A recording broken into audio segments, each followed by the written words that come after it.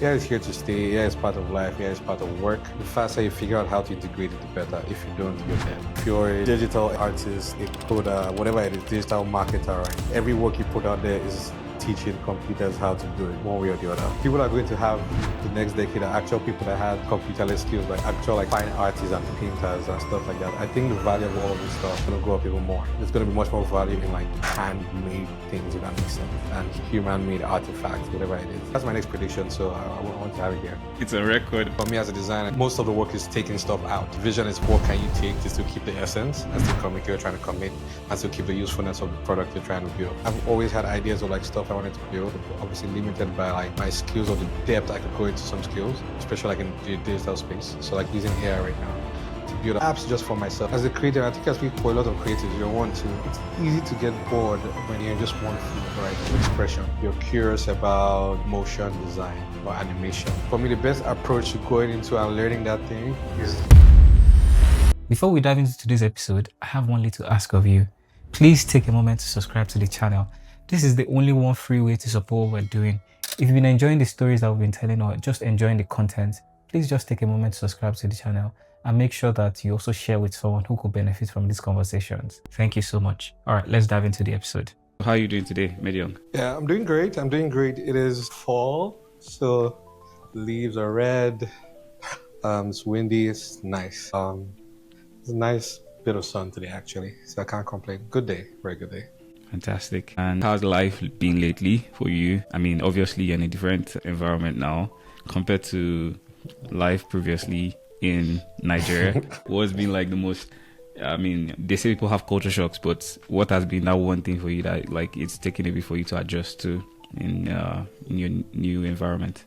Yeah, that's a good question. I think there are a lot, actually. I think the main thing is people here... I think the shock is people, let me use the word talk a lot, but like everyone is just like, like Nigeria, everyone just tries to mind their business, where people communicate a lot, people ask a lot of questions, about you, once they get to meet you, or even like, say you go to the store, you get like, I'm not used to asking for help in this supermarket in Nigeria, right? Like I just can't figure it out. So like, even me and my wife was telling me, like here, if you don't ask, you won't know, right? So that's been getting used to people just being chatty and being helpful in that kind. And yeah, it's been cool. Interesting. Yeah, I get that as well. I'm used to that already, but I mean, Canada is so much more intense. I feel like Canada, they expect you to actually be like forthcoming. But yeah, interesting one. I think we should just dive straight into our conversation for today, which I believe is going to be fun and exciting and insightful as well at the same time, because I have questions for you as both Mmediong as a guy and also Mmediong as who you are in work. What inspired this whole... Is it personal branding or is it self-discovery? What's this whole journey into losing your old name? Yes, I've not necessarily lost the old name. I mean, self-discovery kind of sounds pretty... I mean, it's kind of pie in the sky out there for me, but I mean, I think for me it was deep and not so deep at the same time. So I'm from Akwa Ibom State, right? And growing up, it's a very small state, very like, minority tribes there. So growing up from Akwa Ibom, growing up in Lagos or Abuja, right, like people don't even know where it is on the map, right? More so pronouncing your name. So Gabriel is still my name. Gabriel is like my baptismal name, my English name. So my name is Mmediong Gabriel Charles Esu officially, right? Charles after my grandfather. And so I just grew up in Lagos and Abuja, just went by Gabriel. My parents just introduced me as Gabriel because there was no time to, start explaining so many things and getting people pronounce you wrong. I heard Medingo, Major, just everything, and it always just ended up as call me Gabriel till... Okay. Yeah, so I think last year I was like, I started spending more time in Akwa Ibom. I did go to secondary school there, so in secondary school, it's pretty... I was in Akwa Ibom, so everybody understood the language. Everybody would call me Mmediong or Gabriel easily. So it wasn't much of an issue. So most of my professional life has been Gabriel Esu, and I started spending more time at Akwa Ibom, started investing, in just like the culture there, the creative space there. So, started finding more meaning in that environment. And, for me, for me felt like the right time. I think that was last year, 2 years ago, to like just put my foot down and like I am Mmediong, right? Whatever I achieve, hopefully I achieve great things in this life. People can tie it back to that little but not so little state I'm from, and just give everyone a sense of pride and myself also. Because if you hear Gabriel Esu, you can never tell where I'm from. Even my last name doesn't sound. It sounds neutral. You can't really tell what tribe it's from or what state it's from. Well, if you're Mmediong, anyone that knows anything about like Cross River or Akwa Ibom State, you can kind of like tie it to that area at least. And yeah, we need more people making that region proud. Interesting one, and I totally get it now, so that makes sense. But just to ask one question in that side of things, do you think that we as Africans are like gradually losing our sense of, should I say, belonging in terms of naming? Do you think? I think yes and no. I think, at least in my perspective, I think there are more people, like trying to embrace their Africanness, their African culture, at least more than, at least in my perspective, like the last 5-10 years, right? But then on the flip side, I see, a lot of, to your point, I see a lot of people like, I'm a father and I have a daughter, right? And I try to make sure I give her first name is an Akwa Ibom name, right? And on the flip side, I'm seeing like a lot of people, like their kids' first names, right, or English names, or like, American names, right? And basically, well, I've seen it flip. They have English name first, right? And let's say they're Igbo or they're Yoruba or whatever name is now the middle name. At least I'm during my time, I'm not that old, but like your native name comes first, and then you might have English and any other names it's your grandparents have given you in the middle, right? Yeah, that's the one. So I'm beginning to see that a lot also. So, but I still like the fact that there's still that anchor, at least in most cases I've seen. At least there's something that could like bring you back whenever you're ready, if you ever get to there, right? It's okay to still explore, to be honest, beyond Africa, that's fine. Hopefully don't just lose it totally. So like me, I still found a way to kind of like, bring it back. So unless your name is Eric, Water Tigers, right? Yeah, you're gone. Okay, but like, if you just sneak in one, Adeolu in there in the middle, you get something, right? Yeah. I think we're good. I don't think there's no cause for alarm. Cool. That's a fair middle ground to have. Okay, let's dive quickly into our conversation for today. I mean, we're already having a conversation, but I think it's unfolding nicely. So I'll give you like a bit of context into where I'm going now, and I'll read this phrase to you. Hopefully you can quickly make sense of it. Good design is innovative. Good design makes a product useful. Good design is aesthetic. Good design makes a product understandable. Good design is unobtrusive.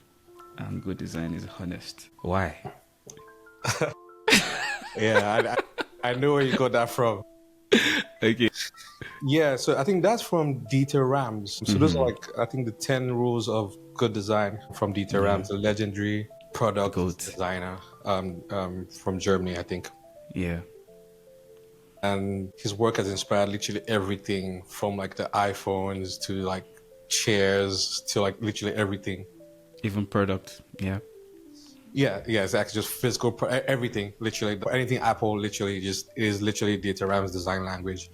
He used to work for Braun, which is a German company that I think used to make a lot of like electronics, like radios, like shavers and all this kind of stuff. So I think his specialty was in like physical, tangible product. And on the minimalistic side of it, like just keep it simple, let it function, and then still keep it beautiful. If that makes sense.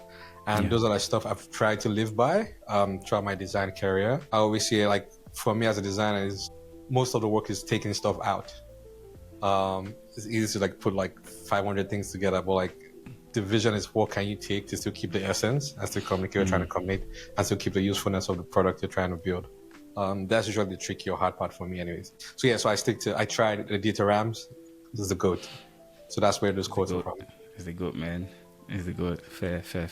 Okay, I'm going to write on that on these principles, and their principles are they are ageless and timeless. So we're going to make a conversation. The conversation is going to like go from this to we're going to go in and out, left and right. There's no particular order or thing or anything. But yeah, I think still on this good design, design principles by Dieter Rams, which are generally accepted. I like to pick on one, and then we can dive into your project or your product, right? And your work, especially.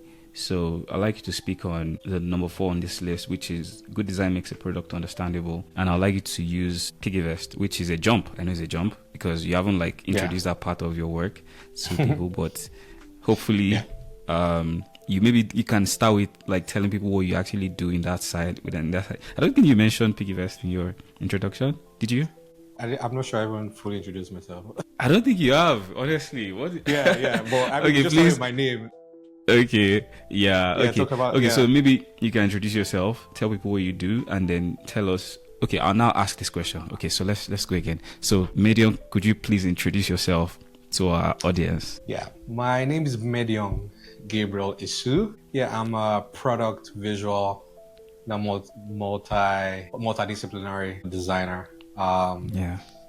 So done everything from photography to film to animation to web design and coding, and now I lead multidisciplinary design team at Piggyvest. So from product designers to graphic designers to motion designers, 3D artists, and all of that stuff in between. Yeah, really proud of the work we've done at Piggyvest. Lovely. Okay, so now that leads me to, I know this is a jump. I would have loved to take us through more no worries, let's go.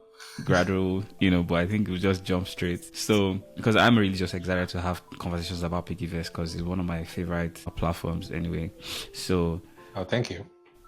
You're welcome. Using your product every now and then, I definitely have a lot of questions to ask. So, you said good design. One of the things is good design makes a product understandable. So, what about this principle have you been able to implement in your work, and especially with Piggyvest? Yeah, that's a very good question. So good design is easily understandable. I said you're a Piggyvest user, so I'm going to say something that maybe you noticed, maybe you didn't notice. Okay. But what we try to do at Piggyvest is just simplicity, right? Especially working in the financial markets. So building as early as you're building the fintech space, there was literally no one, even a lot of banks didn't have mobile apps at the time or anything. All right. When we started building Piggy Bank at the time. I think we found ourselves on the bleeding edge of something new that was about to happen in the fintech space. And we were just on the consumer end, right? Like actual everyday people are going to use this stuff. And then at that point, maybe digital literacy was not as high as it was. There was trust issues. People were never even transacting. People were going to physical banks, right? So anything mobile, any of those kind of stuff, it wasn't even a thing then. So our goal was how can we make this stuff so easy and understandable, right? Because first, that helps build trust. By the time I'm seeing too many things going on, especially for this new sector, this new product, this new everything, it's like, man, this stuff looking like MMM was confusing. There's really as scammers, right? So our offerings have to be very clear, and then just clear actions as to what to do. So the thing I mentioned that you may not have noticed is at Piggyvest, any of our products actually, Piggyvest, Pocket App, whatever, you won't find any onboarding tutorials, right? That this kind of stuff pops up. Do this here, do this there. Nothing like that anywhere, right? And deliberately so, right? Because that helps push us, right, to how can we give this app or this product to someone and we don't have to tell them what to do and they can easily naturally figure it out, right? And this is also a big philosophy held by Steve Jobs, right? Basically, it says if you have to explain your product, it's already failed. So we took it that doesn't mean we don't still do customer education offline or other ways to educate customers on how to use the product. But for a first-time user, there's no onboarding tutorials and this kind of stuff. That doesn't mean there are no people that don't figure it out, but that also just helps us internally to simplify. There's so much stuff we take out, make it clear. There's this one big button here, save. That's it. There's this one quick action here. It's clear what it does, right? At least to the best of our abilities. And we still continue pushing ourselves to this day in every section, every feature of the app. It gets more difficult as you add more features and the product becomes more robust, but we still try our best to stick to those principles. Interesting. That's something. I'm getting where from the cleanliness of the app, how clean and how simple the app is, I can definitely tell. Recalling just visualizing how the user journey is now. Yeah, you're right. I never had to learn how to use any of the features. They were always just glaring and easy to use. And I mean, one other thing that I also noticed was that like the features were coming in like, you know, like gradually. Like it wasn't like all of them at once. So people were like eased into like new features, features here and there. Right. Anyway, I could speak for days on Piggyvest anyway. I actually did a personal video. Like I did a content that I did like the marketing strategy and like the product strategy or something like that. It's on my Instagram. Yeah, like cool. I was just doing like top 10 products that I love kind of thing. So yeah, Piggyvest was there. So shout out to you guys for what you're doing. Thank you. Very happy. Yeah, you guys sponsor me though, you know. Yeah. But yeah, that's my pitch. I'm me shooting my shot. Yeah, don't worry, we have it on video now. Cool, nice evidence. Still using Piggyvest as a case study. The kind of work that you guys did, obviously you had some intentionality going on behind the scenes. So there was like an overarching philosophy, right? That you wanted to make the product as maybe simple and easy to use as possible, right? That was clear in the product journey and the product interface and the user journey. How about like positioning it? Because I think when you guys came in, there wasn't, like you said, there wasn't anything close to what Piggyvest was doing. I remember that there was like a viral moment on Twitter that spurred into like, you know, the decision to launch it. Like it was like a community-based products launch kind of thing. How, like, at what phase did you come in to start building? Because I know they launched the web version of Piggy Bank first at some point. Yeah. So there was the Piggyvest founders, all good buddies of mine, went to school together, bunked together, that kind of stuff. So we've always been in touch. And I joined fully, I think I'm 6 years now actually. So that would be like 2019, I joined fully.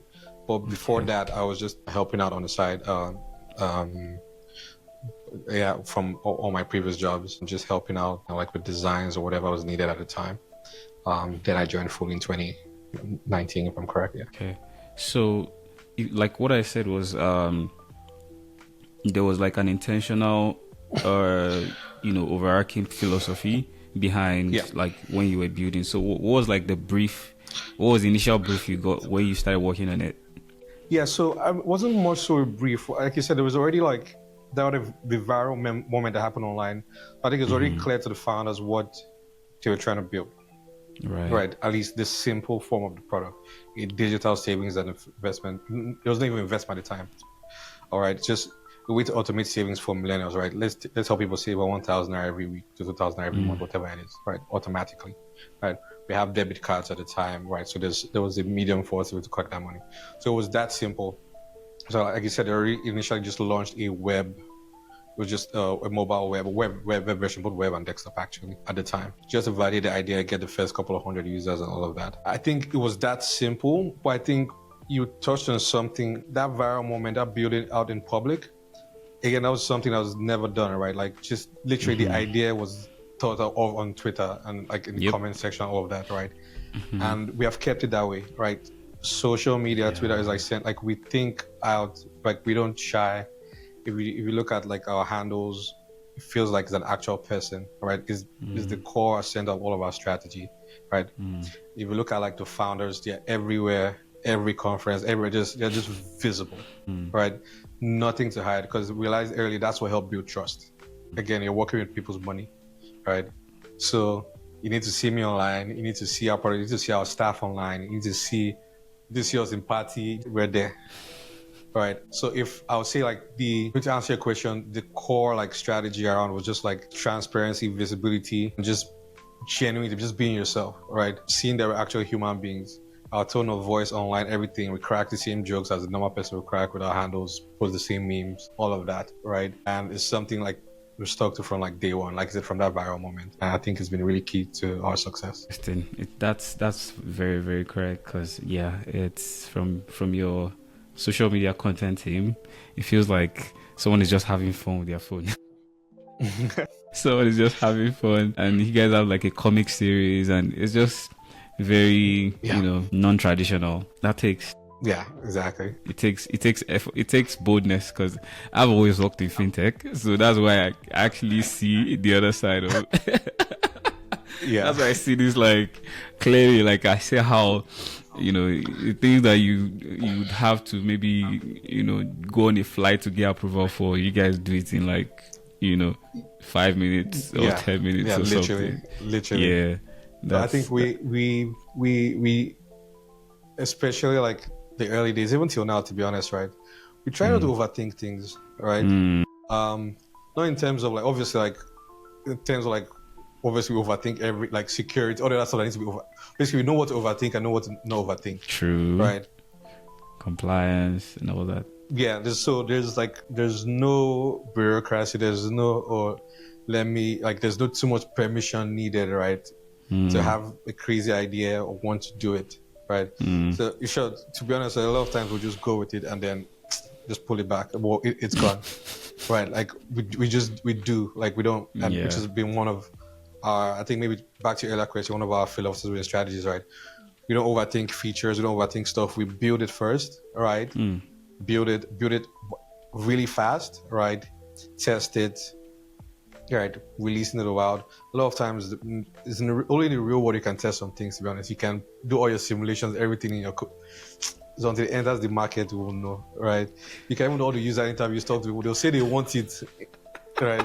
You put it out there, realize they're not using it, right? And they'll pull it back. Like, see, exactly. So the same way we put out stuff, we don't overthink pulling out some stuff back.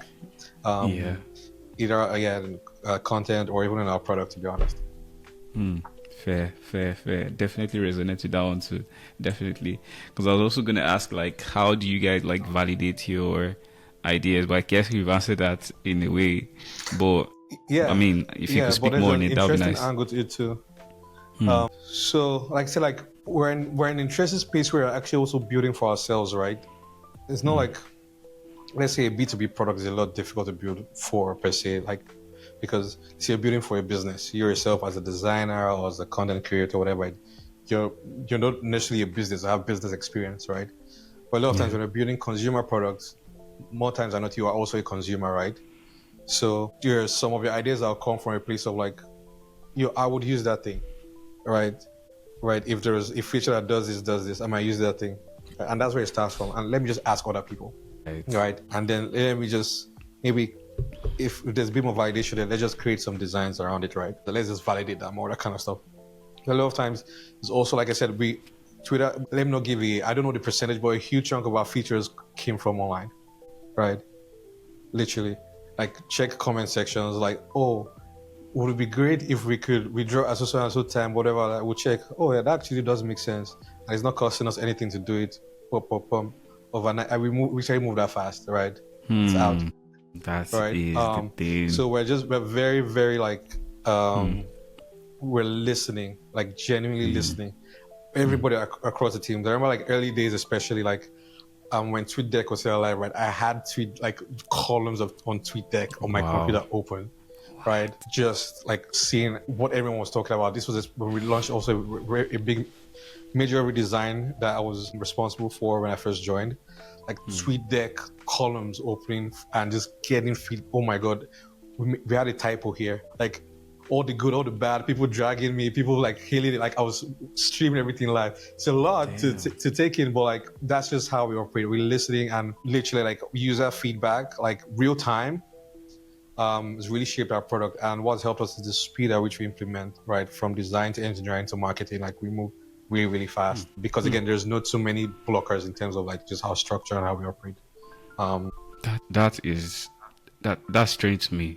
That is very strange. That's crazy strange. Yeah. Because I think for any product team or any product designer listening to this episode, working in a traditional system, I'm sure they would just be like, what? Because let me not go too far. But yeah, there's some features of like the products that we worked on like in Fintech last, like that has been like close to a year that hasn't shipped. So, and they're not like big features. They're not big features. They're not big updates. Yeah. So, if you look at that compared to how fast, yeah, the flip side is, right, to be fair, again, it depends on the nature of the feature, right? There's some stuff, we're also in that bucket, there's some stuff we've built and we have, right? But the reason is regulations for us started increasing. Exactly. Now, these are external factors now. Yeah, not by external factors. Yeah. But at the beginning, like we were moving, like when even like CB, everyone was trying to figure out like what is this thing that's happening, right? Mm-hmm. There wasn't much regulation. There was much so that there was the excuse, right? You could just build and ship and ask for forgiveness later. If they say, okay, this is not good, remove it, you remove it. That's the worst that happened. Yeah, exactly. But yeah, to be fair to like most fintechs, there's a lot of cases like that where you think, this cool really idea, this cool really, I think a lot of that happened in the crypto space actually, a lot of times like, a policy might change on a cryptocurrency or whether you could sell, you could not sell, whether it could be in some kind of like product. Yeah. So you see like different fintechs wobbling around stuff like that. There are a lot of other like different like this kind of buckets of things. I can tell you almost all the fintechs have built a crypto something maybe at some point in their existence and probably trashed it somewhere or something. I don't know. Interesting enough. I definitely I'll let that one. I'll put that one to bed because I could go on about it. So I'll. But I think I would like to also know the idea or the concept of shipping fast, like the agility to be able to go from an idea to a feature or a product in a very short time frame. You guys have obviously hacked the ability to do that. You said you mentioned monitoring people's sentiments, customer sentiments in real time. So even when you use like a normal product management framework, test, validate, all the like you've jumped like different, cycles of validation and all that, and you guys are building in the public, which is quite different from what most organizations adopt in terms of like their framework.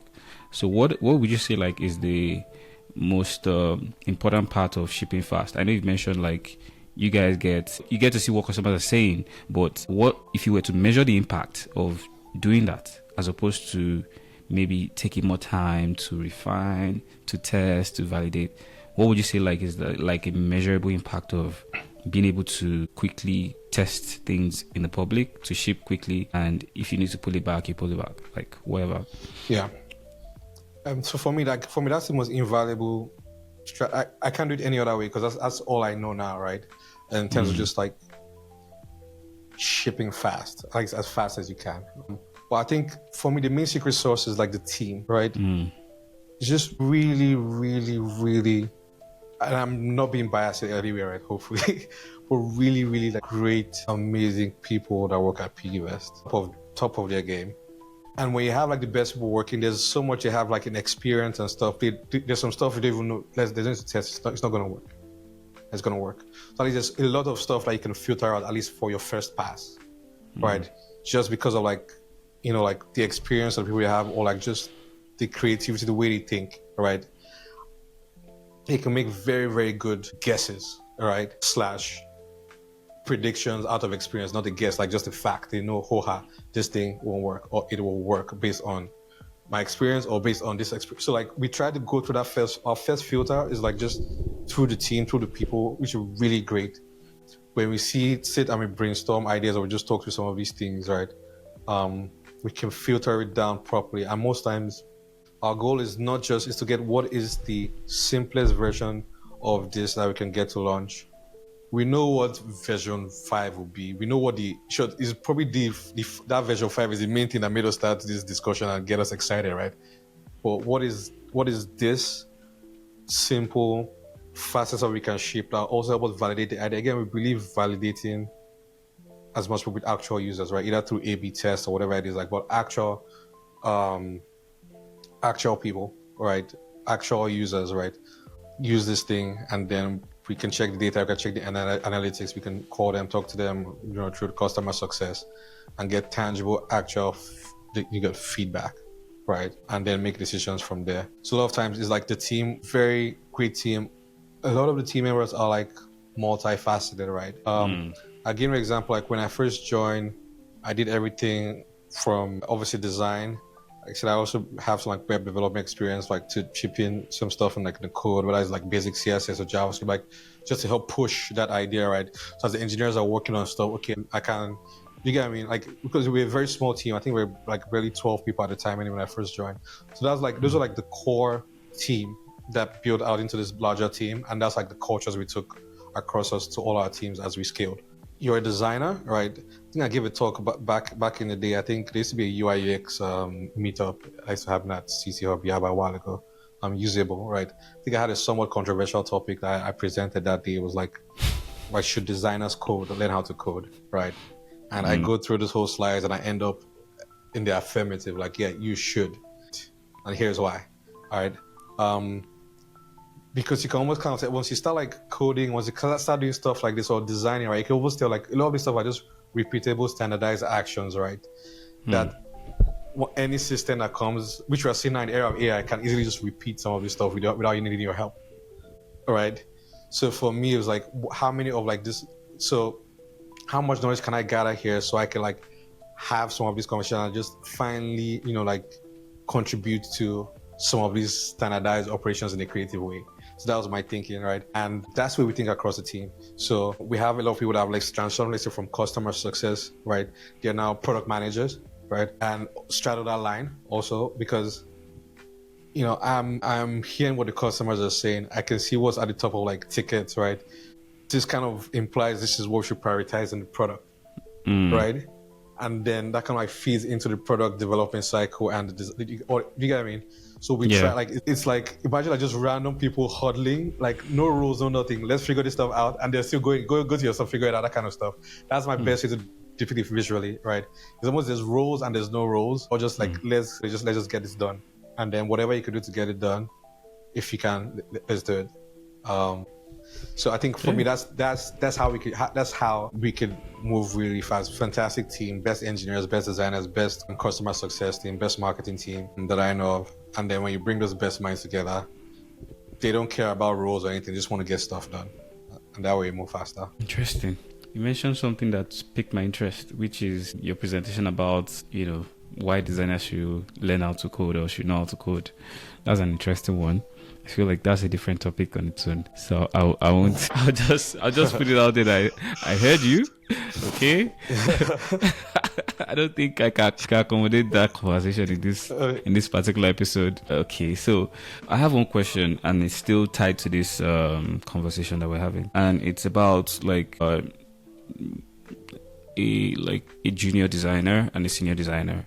So to you, what separates a junior designer from a senior designer? Yeah, that's a very good question. To be honest, I'm not sure. I'm not even sure I necessarily believe in bucketing it that way. Then I also don't know how I'll bucket it, right? Okay. But if you ask me like at the base level, I'll just see like the real bucket is just like maybe experience or inexperience in a way. Because if you think about it, right, there are a lot of people you call junior designers that are just outright talented, just better designers than some senior people, quote unquote, right? That would produce better looking work, better functional work, better you get me, and they're just beginning of their careers. That's the truth, right? So it now comes to like, what are you looking for, right? Given your context, right? All right, to the output, all right? What exactly is it? So it's a tough question to answer, but that's why I say I won't bucket it that way, right?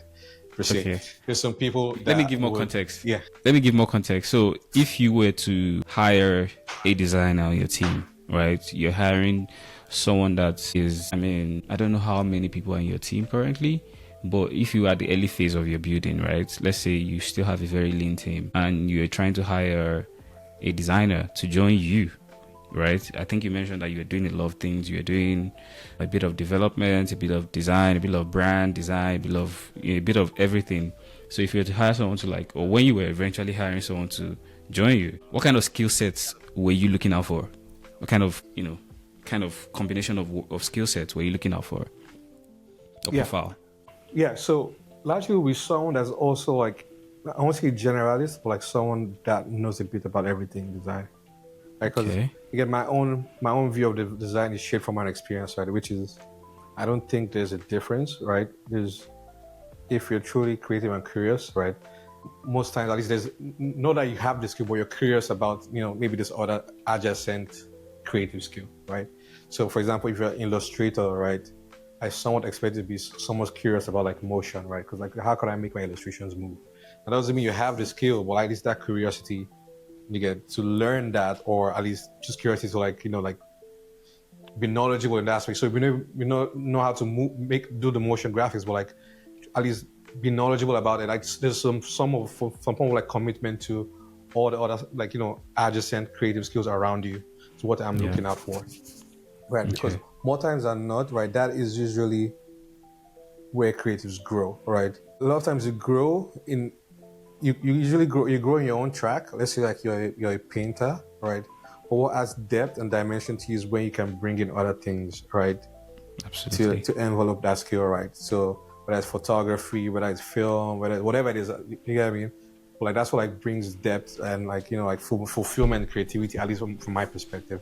So to answer your question, yeah, so it generates some sort, like again, at least in the digital field, right? Specifically for the Piggyvest context, where we saw that, you know, that can do some branding, they could do, and mind you, this was pretty much any design at the time was this, right? We only started having niches, like hyper niches, maybe in the last 5, I don't know, whatever years, right?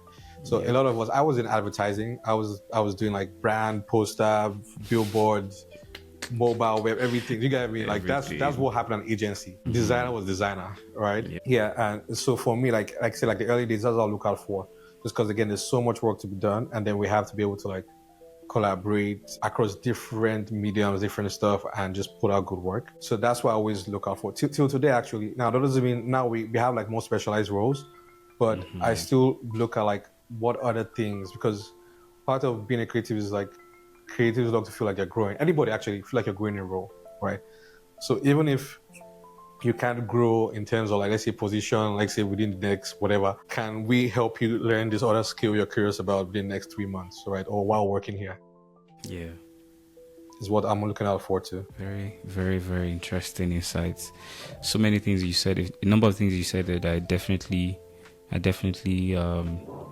agree with 100%. And it's something I also advocate for. I think being a T-shaped creative now is more important than ever before, right? In the age of AI and lean teams. I warned them. You did? Oh yeah, anybody. I think it's any of my design peers or people that have worked with me or just talked with me like ever. They would. I never not say it. Good, right? Good. Because for me, it felt pretty obvious. I mean, it just felt pretty obvious, right? Sure, when you're dealing with computers will always learn how to create itself. Maybe for lack of a better word, right? Yeah. Right? If you're a digital anything artist, digital a coder, whatever it is, digital marketer, right? Every work you put out there is teaching computers how to do it, all right, one way or the other, all right. I jokingly I tell all my guys, what, like, man, people are going to have the next decade are actual people that had computer skills, like actual like fine artists and painters and stuff like that. I think the value of all of this stuff is going to go up even more. People are going to there's going to be much more value in like handmade things, if that makes sense, and human-made artifacts, whatever it is. That's my next prediction. So I want to have it here. It's a record. Okay. Yeah. I mean, I guess it's just right to have a conversation about AI as well. So, where are you currently in the AI conversation? I'm inside it, man. I'm not playing. AI is here. AI is great. No. You hear this a lot, and it's just true. So I'll just repeat, like everyone, at least everyone that isn't a, like, how do I put it, say, like, doomer or like looking at the bad side alone, like, we'll just tell you, like, it's here to stay. It's part of life. It's part of work, right? And the faster you figure out how to integrate it, the better. If you don't, you're dead. Like, there's no sugarcoating it. Like, you're dead. Like, it's just. Is AI coming for your job or not? It should. It's coming for all our jobs right now. Sounds like doomsday, yo. No, the AI is calling for jobs, right? I'm not coming. Amazon just let 30,000 people go this week. 30 grand, yeah. I know. I have a couple of buddies that work there. If you were looking for an evidence that AI is taking your job, there it is. Yeah, literally, and in 1 week, and creating new ones, right? I literally just built an app right now in a weekend. Back to my earlier point, right? Just a designer that kind of at least has some idea how code works, right? Because AI won't give you everything you want specifically. You need to now understand what it's doing and now make your edits or whatever it is you're doing, right? True. This was really helped me, right? Yeah. Because like you need to at least understand the language, understand the structure, understand stuff. Like, doesn't mean you're a senior engineer per se, but like you see, for example, if I can marry design with like the little knowledge I have with code, right, I can actually build tangible, usable stuff, at least bare minimum. Now it's not. You get, so that way, like for me now, a prototype, back to design, what it means to be a prototype is going to change. It's not going to be like Figma, clickable, static screens, right? Prototypes will be actually tangible apps that are working, period. Like you can click through, you can store, save data, like it's, because it's a lot, you can do that in one weekend. It's almost the same effort that you're taking to do your designs and connect the wireframes and prototype, right? Literally. Okay, word. So for me, like AI has come, it will take jobs, but as everything does, it create new jobs. The internet, I won't have a job if not for the internet. If there wasn't like, there won't be anything like UI. I saw UI UX design become a field. Like I said, I was just a graphic designer, visual design agency. I watched UI UX design become a thing, right? Started as maybe like web designer, mobile designer, and then UI UX design, then UX research. So you see all those, they literally did not exist in my lifetime. The first half of my career, sorry. Right? So I'm not worried. Does that make sense?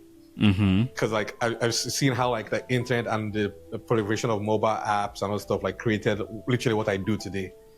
Right? I couldn't have ever thought of it. So I'm not so worried because I can't think of the new kind of like sectors and trajectories and niches in the creative field that AI is going to create. It's something I couldn't have predicted. It feels like UI design would come, but I'm optimistic. Maybe that's the word for.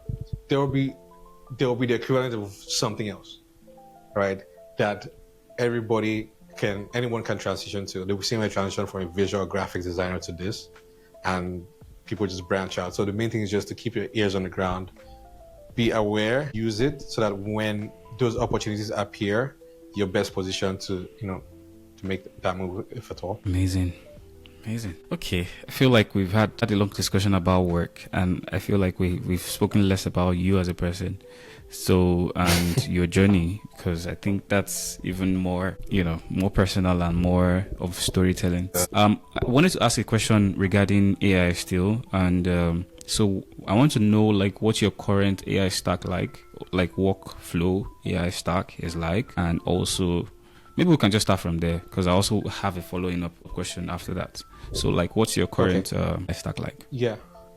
So for my current stack, like I said, I like building stuff. Like so on a personal level, that's why I have a stack.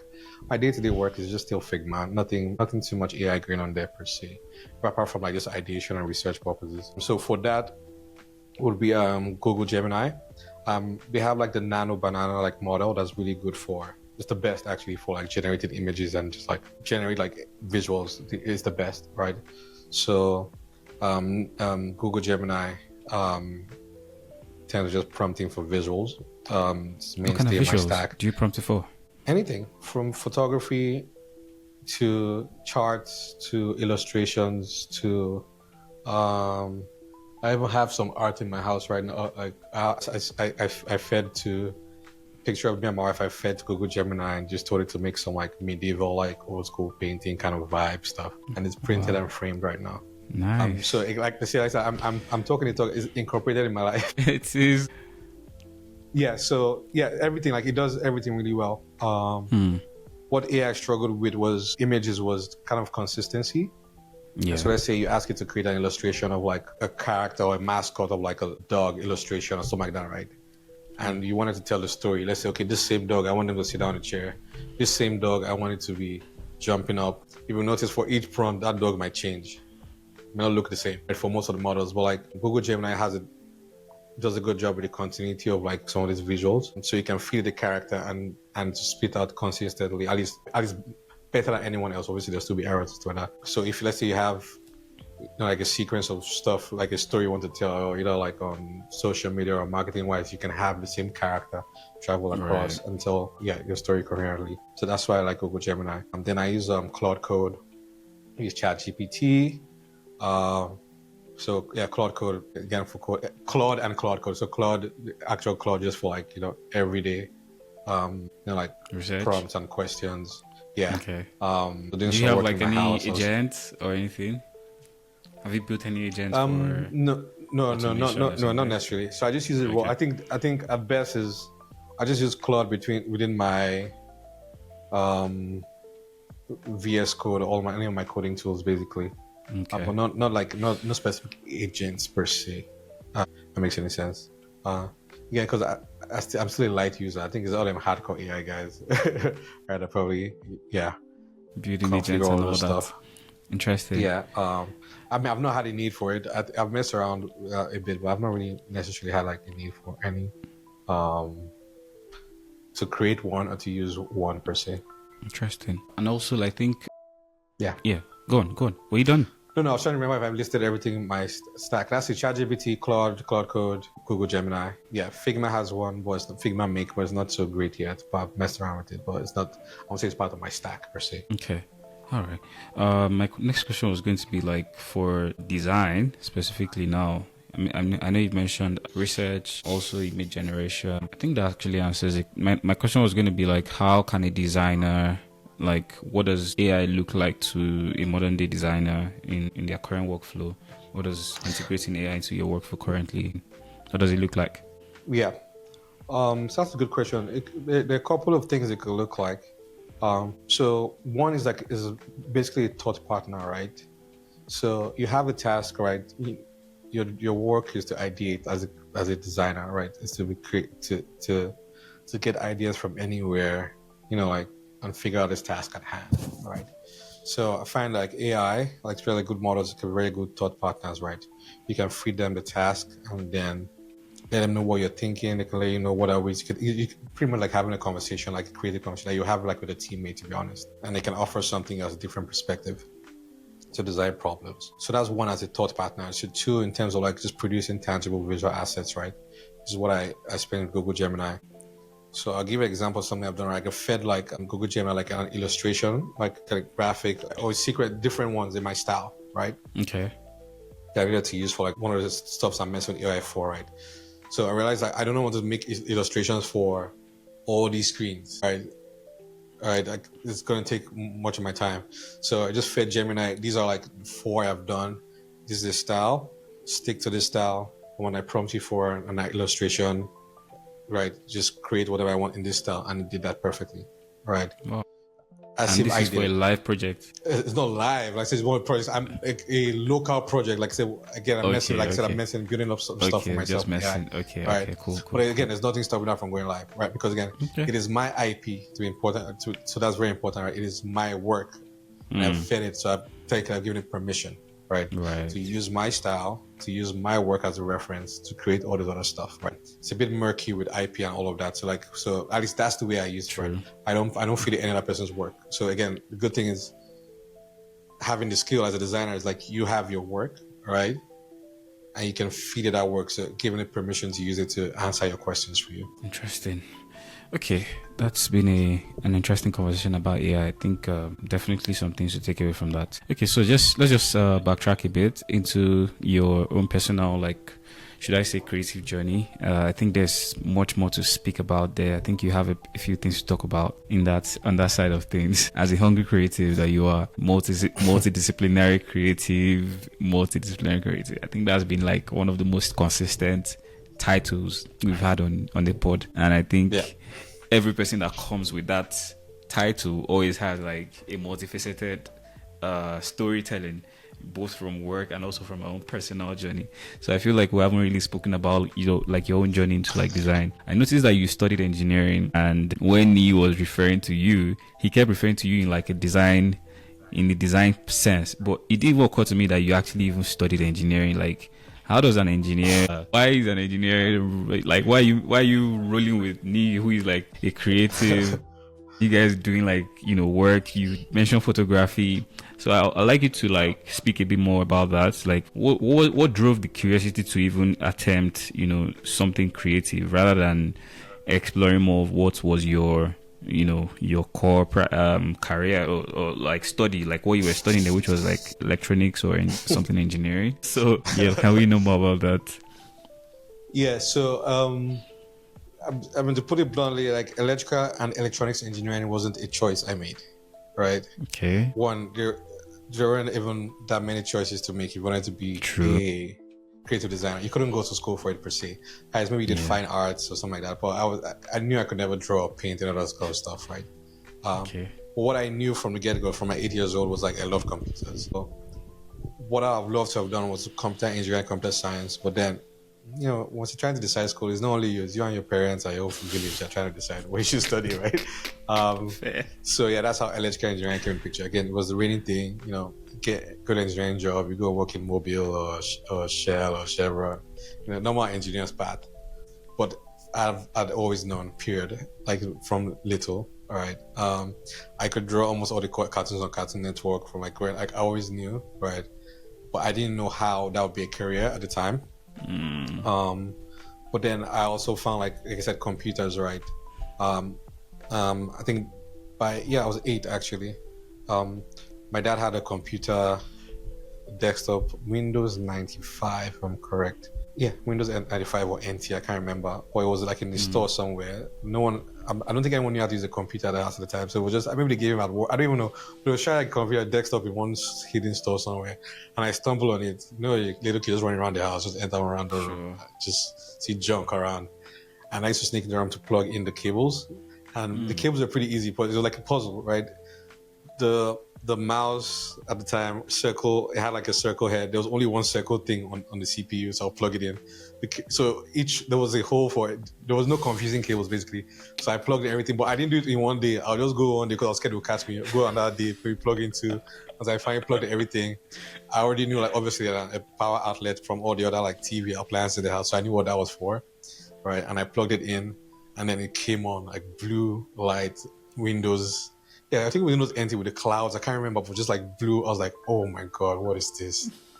And then the first software I opened, I didn't even know how I figured because and that's how I learned it today, like just trial and error. Like for most of my design career, I didn't use any tutorials. Just found Photoshop, clicked everything in the menu, and just figured stuff out, right? Same thing with Corel Draws, like that. So that's how I didn't even know how a mouse worked. I figured, okay, this thing is moving. And the first thing I saw was Paint, Microsoft Paint. And 100. like I said, I was really drawing stuff on cartoon used to draw paper. So like, oh my God, Paint. That means maybe it's and yeah, literally I would open Microsoft Paint and just be using my mouse to do stuff. And then maybe that's how I ended up here drawing stuff on computers. Yeah, but like I said, like engineering wasn't I always knew I was never going to do it, even if I graduated, nothing. And I sucked at school. Actually, I did a couple of like extra years because it was never my thing.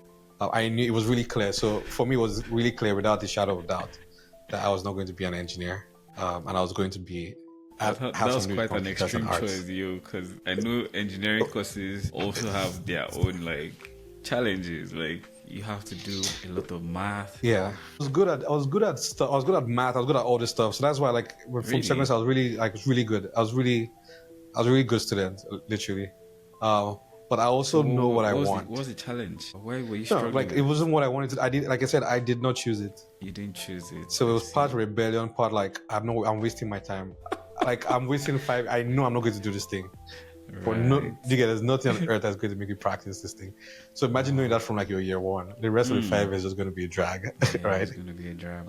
It's not like I was doing anything. I spent all my like spare time and time I was reading for like my engineering courses, like literally just playing in Photoshop or doing something creative, right? Doing photography, doing short films, doing like I was a part-time MC and comedian doing like literally like there's nothing expressive I didn't do. Yeah, I was cool story. I used to be like the school host, so I used to like MC most of the school programs. Yeah, so like there are videos. I have videos of me on stage like hosting stuff. I need that, please. And then people have small birthday parties. I would like MC it, crack a couple of jokes. We used to laugh. Yeah. I thought I'd be a comedian at one point in my life. Really? But it's somewhere, yeah. You have to give us one joke for the I was part of the dance group. I used to dance. I was part of a dance group. Exactly. Wow. So that's so. Okay. But I used to like multidisciplinary. No, I can't do half of this stuff again. But like that was me. Like like everything but class, right? Because like anything I could to express myself was schoolwork, right? From like Photoshop to drawing to acting to singing to like I said, hosting stuff to like writing code, like you get like learning with my buddies how to write CSS, not like code, like CSS markup, basically HTML, CSS, a little bit of JavaScript. Everything but school. And I never I was not like bad, but I never used to skip school to go and party or anything. I was in school, but I was not in the school. I was learning what I wanted to learn, basically. If your parents are watching this, at least they have some consolation. Oh yeah, well, they obviously like when you don't graduate, supposed to graduate, it becomes a whole family thing. And then they're really cool. It was difficult. It was difficult. It was difficult for me actually. Really difficult time for me actually. Lots of you know how we deal with failure in Nigeria, not in a healthy way. So it was really bad. It's like how all your peers have graduated, you have to go back and all of that. So but yeah, they came around, they got it, so they ended up taking me to my master's in creative technology, which is digital design and media. Paid for it, did that in England. Just privileged, they saw it, they finally saw the vision, and I'm thankful for their support finally. And yeah, they're really proud right now. Finally sending me. Yeah. Okay, that's an interesting one. Because I know Nee also had some challenges with school as well. I don't think Nee was made for school. Man, the boy just wanted to draw and paint and design, and school was just was like that. Yeah, interesting. So many things there. I think I feel you on that. When you start doing a course and then you feel this is not the place for me. I think I also mentally checked out from architecture in year 2 or something like that. So yeah, interesting story there. How did you land? I know you mentioned that you had your the co-founders you mentioned that they were your friends, or they were your colleagues in uni. So how did the whole idea of Piggyvest come into this?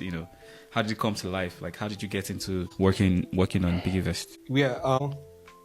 Yeah, I think on the creative journey, so photography came later, but before photography, I was already a graphics designer per se. Like I said, I started learning Photoshop myself in the first year. I didn't even know it existed. I already knew of CorelDRAW from secondary school. Before I came, I knew CorelDRAW and Microsoft Paint. Like I said, I knew those softwares. I didn't even know Photoshop or I knew this Adobe stuff existed. So I stumbled out in my year 1. I think I didn't even have a laptop at the time. And I was just obsessed. I used to borrow someone's laptop just to what is this thing? Right. So I used that to the point where I got really comfortable. Learned from so many people in school at the time, covering the rest of the time. Leslie, Isa, Henry, Mmediong Esu, just may so rest in peace. There's got people that taught me, Victoria Tukudo. There's just people that, again, I'm sure internet is really great right now in the school, but the only way we could learn was from other people, right? That just knew what to do. So I used to just be obsessed, watch them work, ask them questions. Got to the point where I was designing a lot of posters and flyers for events in school.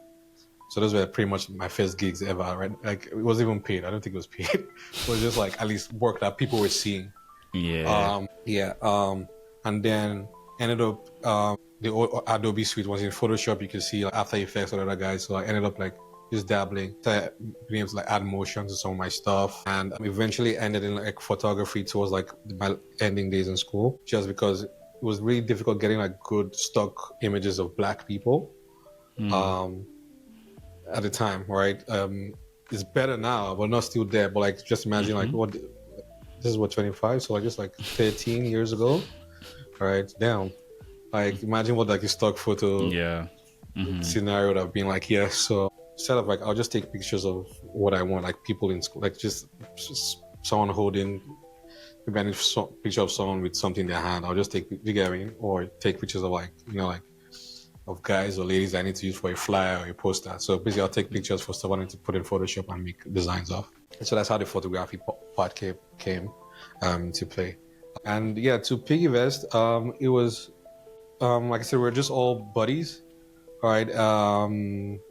Sumto, Josh, AOI, Terry, just a group of guys. They were already building stuff, they were builders, and but we weren't connected. I think I was a year ahead of them actually, right? But we shared this love for just making stuff non-so.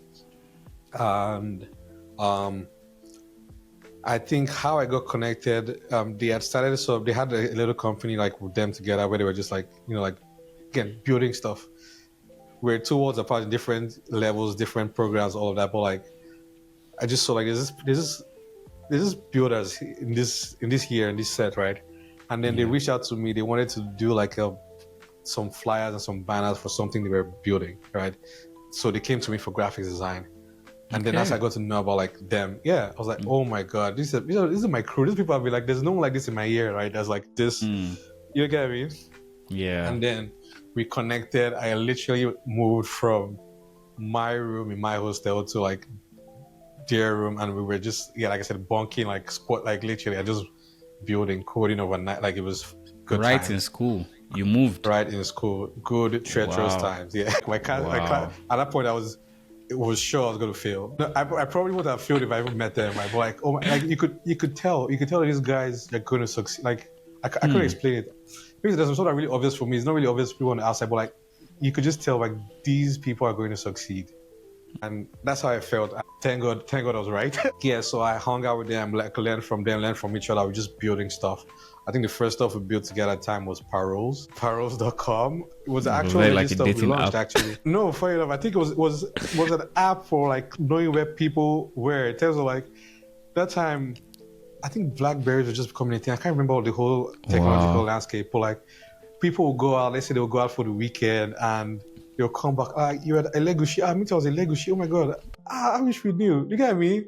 So it's like, you now know where the paroles, you get like it out, connection, right? social app. Exactly. Yeah. So it was basically connecting like a location, like, just find out like that could where. legit have flown. Bro, yeah. And I think eventually evolved to someone else. But like one thing with this crew that built, we just built it.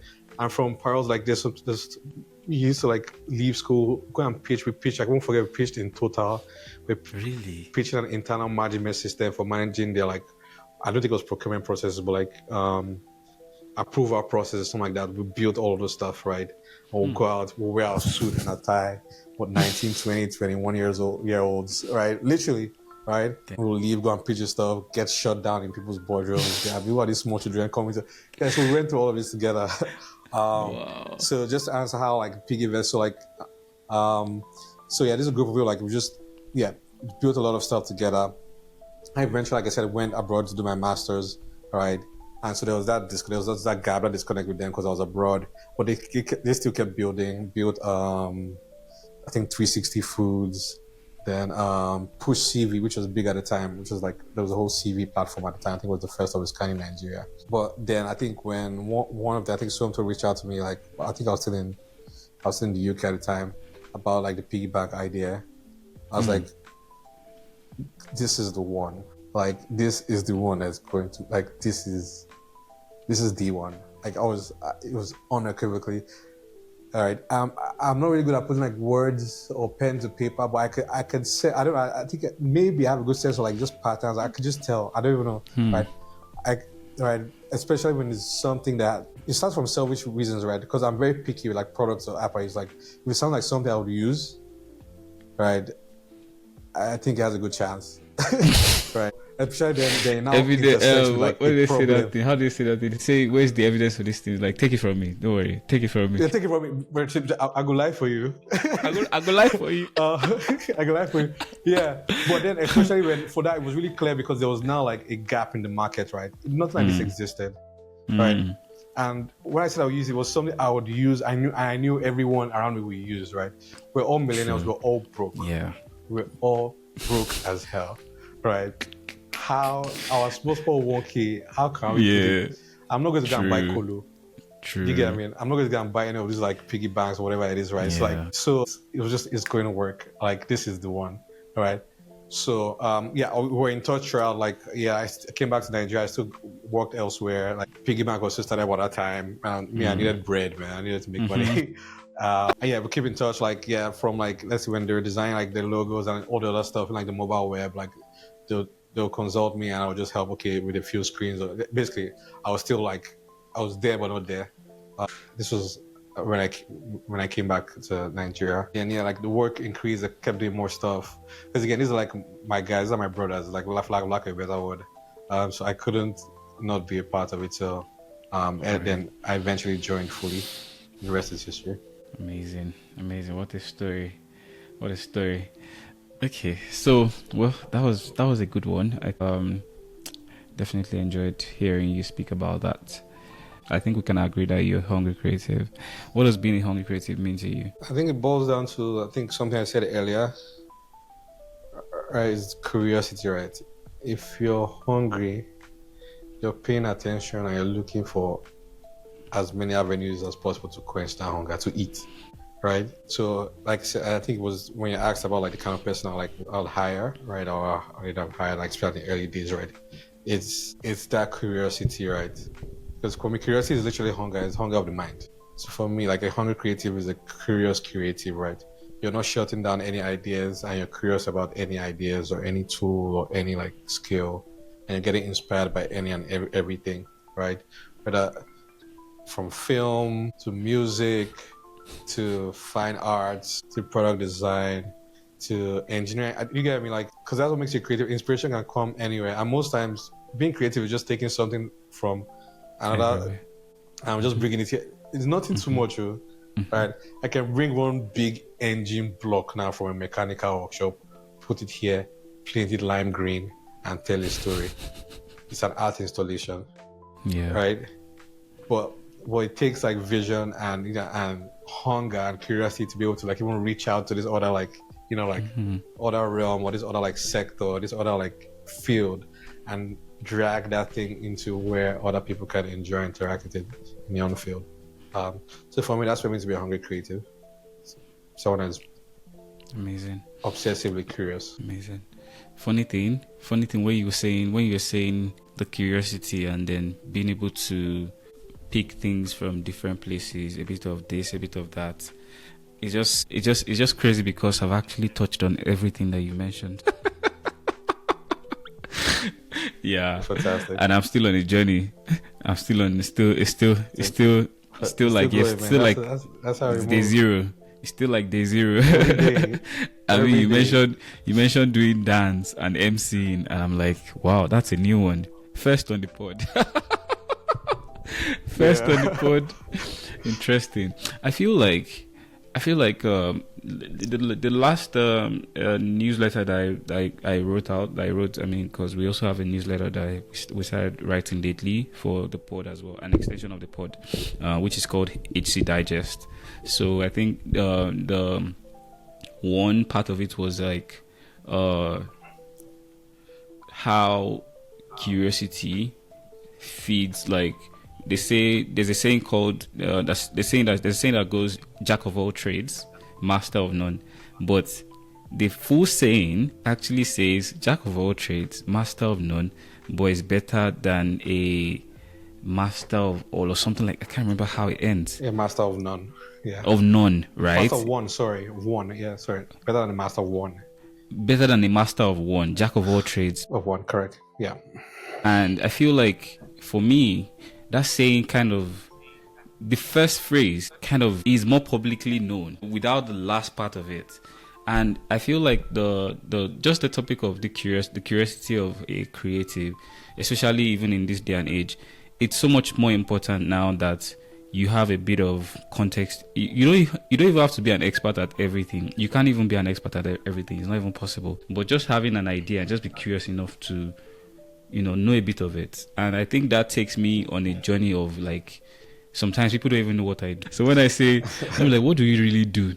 I'm like, it depends on where I meet you, the time I meet you, the context of like so many things, because I could introduce myself to one person as an entrepreneur, and then in the same vein I could introduce the next person as maybe a designer, right? And it's still valid because I'm actually both in different contexts. But just riding on what you said, I think the curiosity is not just for work or like it's also for your brain, right? For your personal development, because the brain feeds off, having different facets. And he speaks about play as well. Exactly. He speaks about play in design. He's actually doing a lot of play now. He's not even doing much of work now. He's just playing because he's doing sound design. He's playing with Ashoki. Like, how would you imagine, like, how do you go from doing design, like traditional design, like in an agency format, to creating physical, he's doing this physical collectible thing now. Like, he's doing collaborations, being able to do that. And the people that he even looks at like as inspiration are people like Kanye, people like Pharrell. Yeah, exactly. And even the interesting thing about those people is that what makes them who they currently are now is not even their actual work. What makes Kanye who he is now is not just his music. Because Kanye was a great rapper, but he's not just a rapper now. He's an entrepreneur. Like his collaboration with Adidas has taken him way far, like farther than where music took him. And I feel like that's something that I really like. I'm an advocate for, and I feel like you also like speaking to that as well. So I don't know, like I know you mentioned speaking about some other things that you're doing. Like you mentioned like some experiment, or some project, some passion projects or something that you're working on. So like my question would be like, how has that contributed to your life, being able to do different things or like play with different projects, or being able to have that multifaceted lens to things and life? I think that's a really good question. So for me, the most important thing is as a creator, I think I speak for a lot of creatives, you're one too, like it's easy to get bored when you're stagnant. I mean, stagnant, like you're in just one field, right, of expression, right? And from there, it can become many dangerous things. You can be depressed, you can get burnout, creative block, you can be creative all block. the burnout. You get the whole usual culprits, right? So for me, that's why like being able to express yourself in different ways, like the way you put it, like being able to play right in different ways, like comfortably, is really important. I think it's also important to look at it as play, right? Because if you're, let's say you're curious, let's say you're a graphics designer, right? You're curious about motion design or animation, right? For me, the best approach to going into and learning that thing is deciding that let me go and play with this thing, because you're trying to take it too seriously. I'm trying to match up against like experienced animator. You close the software after one try. You get what I mean? Sounds familiar. But play is not judgmental. Play is not serious. Play is allowed to be crap. That's play is about scattering things literally, right? Maybe bringing it back together if you can, or even just leaving it scattered, moving on, right? So, so I mean, it's very important because for me, I believe that's where genius lies. So if we look at all them from, I think as industrialization came and capitalism, this obsession between niche roles, this came along. It was never this way. Da Vinci, all these people, they were building, they were sculptors and painters and architects at the same time, like literally, right? And you see that drawing books, like all those, like, like at least creators of old, they have like mechanics of like winged objects that could fly that they construct. You get what I mean? And if you think about it, literally, that's how it should be. That's how it's always meant to be, right? And that's where genius lies. Like you said, anybody that's been regarded as a creative, not leave creative genius period, right, has been someone that has been able to, again, not master all, back to your saying, but I think genius is being knowledgeable is a many and bringing them together, not all together at once, but like combining all these experiences, all this knowledge to make something new, something fun, something creative, other people haven't seen before.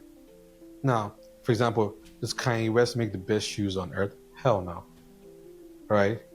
But he's able to combine the sneakers with lifestyle, with culture, with music, to make something like his like runway shows are something we all never saw before, right? Like too crazy, but all of that package is what made him genius and what made his Yeezys and whatever like just fantastic success. He wasn't the individual best in any of those things. Kanye West is not the best rapper that's ever. Nowhere close. He's not the best producer, right? But his genius is able to connect those dots, right, between different things.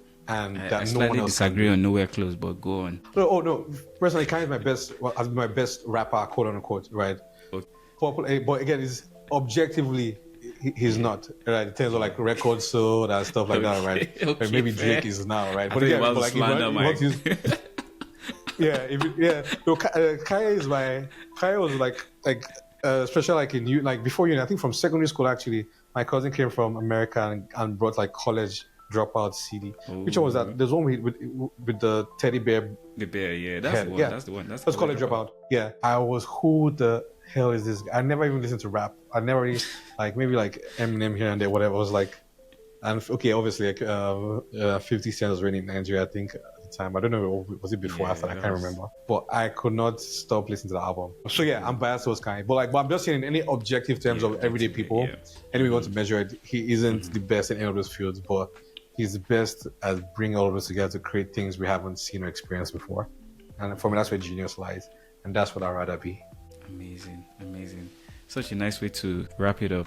I feel like I think we've touched on a lot of things that I think I had in my outline. Is there any particular thing that you still want to speak about? Not particularly. I think this was a good conversation. It's really good. I had fun. See, I enjoyed playing with you. Good. That's why there's no script. Exactly. I always come with like questions, but I end up asking maybe like 3 out of like 10 questions because most times the conversation just shapes itself. Just have fun. Yeah, it was really fun. So it's not something I'll typically do. Like I said, I'm trying to be. I'll be off record now. It's okay. I try to be Read like. it out. I mean, you can add it, to be honest. Like, so I try to be out of the limelight as much as. At least I tried to be. I don't know if out of the limelight. Why is that? Never like. Yeah, I wouldn't. I felt like I was. I put it. There was a time, like, let's say I used to be really popular on Twitter, on the social space. Like I said, I used to do MC work, like just funny guy, like those kind of stuff, right? The time I used to trend online periodically, actually, it was very unhealthy. Did you get dragged? Did they drag you into oblivion? No, they didn't drag me. I was a good guy. I was never dragged. I was a sweet guy. But yeah, so like it became, for me, kind of became clear like different trajectories my life could go, or in terms of like, so there was a period where like even like Don Jazzy was in my DMs, right? Just because I was quite popular. I don't say quite popular, but like people were trying to help me promote. I think that was maybe the beginning stage of influencing, like what now was influencing. I think we're trying to figure out what that was, but like seeing people that like some people that trend online or that are just funny people that always just carry weight like in the conversation. We're not that many on like especially Twitter at the time. We're not that many Nigerians on Twitter at the time. I left Twitter a while ago, a long time ago. But yeah, but it was clear like you could pull you different ways, right? You could pull into like this celebrity life or whatever. I don't know what it's called, like the influencing celebrity slash, which is stuff I as you know, I still enjoyed, right? In terms of like maybe hosting shows and doing all this kind of stuff, right? But for me, I knew like I wanted my anchoring, like skill or creative ability to be related to computers, to be like just fully in like building digital products and stuff like that. So it was more like a deliberate decision at the time to like not be distracted, right? So I could focus on like just building stuff with my friends at the time. Okay. But I would be there, like I said, like, even my work, I was still on TweetDeck, monitoring stuff, all this kind of stuff, at least listening and knowing what's going on. Then, yeah, I did that once, and sometimes it's addictive, right? To be honest, though. So like, actually, there was no particular reason. Like, I just did it once. I went away. I'm like, oh my god, I actually like it out here. We just come in peeping once in a while, like, and I just haven't stopped. So sometimes I'll be off Instagram for like a year. I think I just came back early this year. I'll just be off. Sometimes I totally delete the account and not delete. Sorry, I'm hibernate the account. Sorry, or sometimes I'm just there, but no post. No, I don't even check it at all. Unless there's some people I already have on Instagram I want to check in with or something like that. Obviously, I'll maybe re-download it and check in. Well, no particular reason. It just became, after I did that once, I guess, it became like it was cool. Yeah, because you could, especially when you're building, right? For me, it's like go into the bunker and cook first. You get. Yeah. Let's not get distracted by the hype or the drag, anything in between. Let's just don't cook. Remember, when I don't cook, you can come out for everybody to eat. Yeah. True. Fair. I'm envious of that in a way, but yeah, my life is. I cannot do that right now. I cannot afford. Yeah, you can't try it. Boy. I cannot afford doing that right now. Okay. Who would you like to see on the pod? That's a good question. Do you know who I'd like to see on the pod? I'm waiting for you to tell me. So his name is Leslie Isa, aka Sensei. Okay. Right, Sensei. I think I mentioned his name earlier when I was talking about people I was learning from, right? So I'm taking you like a few steps up, maybe like you're pulling, because like I think you mentioned that Nee had mentioned me, right? So I'm mentioning Leslie, like, so like there's kind of like a thread, right? Okay. Leslie also went to Coventry University. Like, there's one of the people like I learned from, like, his literal name is Sensei. Literally, he's the father of a lot of us in terms of like just design. Yeah, I can't. Yeah. So Leslie Issa, I think he's also like a bunker guy like me. Like, I mean, all right, he's low key. Like, if you don't know, you don't know. Okay. But he's one of like the forefathers of graphic design, I would say. Wow. I mean, it's forefathers in Nigeria, typically. Like, yeah, there was the whole Nigerian graphic design community. There's all these communities that were all together in 2010, 2011. Like, he was like front and center. Then him, and then there are people like Abini B OGs, right? Like Leslie, at least for people in my sphere, was like one of the people that helped build the community, helped teach a lot of us, helped like set the standard for a lot of us. And we worked together, collaborated together, even outside school, worked on lots of like projects, did some agency work together. Yeah. So that'll be a very interesting person for you to talk to. And this is a fun guy. It's a fun guy to talk. Like, I think you guys have a good conversation. Okay. I'll be in touch with you. I forget his handle on Instagram, but I'll send to you. Okay. I'll send his details. Good. Yeah. Sounds good. Okay, so our last question is, what are you currently doing to be a better version of yourself? Yeah, I'm still learning, right? In like two aspects, in life and in work, right? Mentioned the whole AI stuff, right? I've always had ideas of like stuff I wanted to build, obviously limited by like my skills or the depth I could go into some skills, especially like in the digital space. So like using AI right now to build out personal apps just for myself and my family, me and my wife, not for scale, right? Right. Which I think that's the next level of apps you're going to see. It's just like personal apps. People can just build specific stuff for what they need in their lives and move on, not for you to raise money or sell or whatever it is, right? So yeah, I'm having fun building those out. It's just stuff for me on my phone or my wife's phone. I'm learning how to be a dad and a husband. Oh, you're right. So 3 years married. This is what, 3 years. 22. 3 years married, I think 5 together. Yeah, and have an 18-month-old, fantastic little girl. You know, it's like you're learning again, man. It's like you're going back to school, to be honest, right? So like you're figuring it out. Like, I know some people tell you, yeah, other people say it. I heard a lot of people say, like, a lot of like dads or people say all this stuff. I was like, sometimes you pay no mind, or you maybe think you can't comprehend unless you go. Right. Yeah. So I'm learning how to be a good dad, a good husband, and I'm learning what AI has in store for me in the future. Okay. Thank you so much, Gabby. All right. Cheers, man.